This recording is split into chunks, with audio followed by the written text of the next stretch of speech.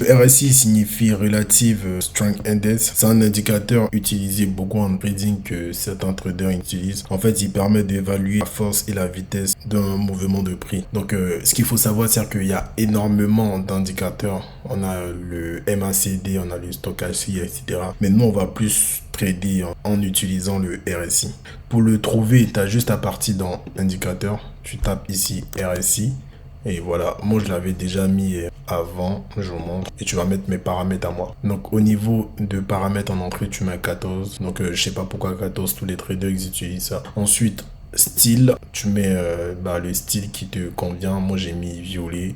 Après tu désactives ces trois là pour que ton graphique soit plus présentable. Et voilà, c'est mes paramètres à moi. Donc comment on va l'utiliser, je vous explique. Donc il y a deux façons d'utiliser le RSI. La première façon lorsque le marché est en surachat et la deuxième façon lorsque le marché est en divergence. Donc nous on va plus se focaliser en divergence parce qu'en surachat ça marche pas souvent. Donc voilà, moi je te conseille juste de l'utiliser lorsque le marché est en divergence. Comme par exemple là, le marché est sur achat. Donc généralement lorsque le marché, vous regardez là, lorsque le prix il dépasse les 70, on dit le marché il est en surachat. Et lorsque le prix dépasse les 30, on dit que le marché il est en suivant. Donc comme vous pouvez le voir, là on a une tendance haussière, mais le RSI il suit pas les mouvements du prix. Donc il y a une divergence, qui veut dire il y a une divergence entre les mouvements du prix et le RSI. C'est ça la notion de divergence. Donc nous on va l'utiliser que pour ça. Et à partir du moment qu'on constate qu'il y a une divergence entre le RSI et les mouvements du prix, on peut s'attendre à une baisse du prix. Donc voilà la divergence là. Et comme vous pouvez le constater, on a remarqué que à partir de ce point là, le marché il a tendance à chuter. Et c'est pareil à l'inverse. Donc je vais vous prendre un autre exemple de divergence. Voilà. Donc là on a une divergence aussi au niveau du RSI. Ça c'est une divergence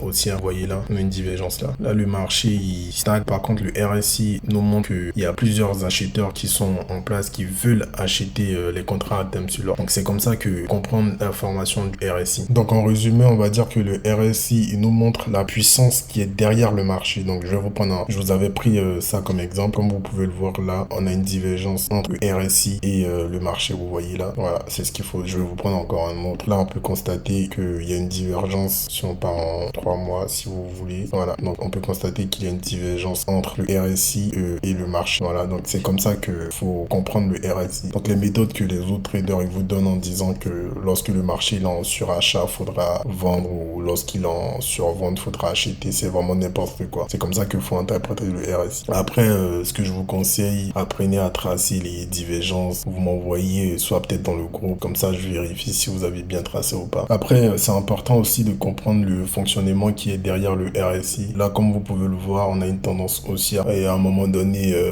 il va avoir de moins en moins d'acheteurs sur le marché. C'est ce qui provoque la divergence au niveau du RSI. Et comme on peut le constater, le marché, il a eu tendance à baisser vers le 4 mai. Donc, il faut comprendre aussi le fonctionnement qui est derrière le RSI. Donc, comme vous pouvez le constater sur le marché de l'or, la tendance haussière, on a toujours une tendance haussière et on constate que le RSI il est de plus en plus bas. Vous voyez, donc là, c'est encore plus visible. Vous voyez, donc le RSI il est encore de plus en plus bas. C'est-à-dire que sur le marché en temps réel, on constate que les investisseurs sont pour l'achat, mais le RSI nous dit attention, il y a de plus en plus de vendeurs qui apparaissent sur le marché financier. Et c'est comme ça que faut interpréter le RSI. Donc là, par exemple, on va descendre sur une unité de temps qui est plus petit en 4 heures. Je vais vous prendre un autre exemple. Donc là, par exemple, on constate précisément à $1900 qu'il y a une divergence entre le RSI et le marché. Donc je sais pas si vous voyez, voilà la divergence. Donc on constate qu'il y a une forte baisse et apprenez à tracer le RSI, apprenez à tracer les divergences. Donc là c'est plus visible, on constate ici que on a une divergence entre le RSI et le marché, ainsi de suite. Là vous voyez, pareil, on a une divergence entre le RSI et le marché. Après là on était en tendance baissière et après on a constaté que lorsque